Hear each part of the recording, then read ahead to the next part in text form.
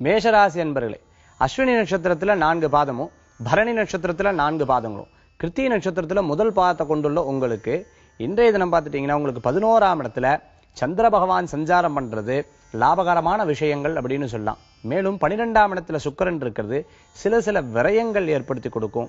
ஆனா சுபமான விரயமா இருக்கும். வேலை வாய்ப்பு எதிர்பார்க்கிறவங்களுக்கு 6ஆம் இடத்துல இருக்கக்கூடிய குரு கச்சிதமாக செயல்படும்.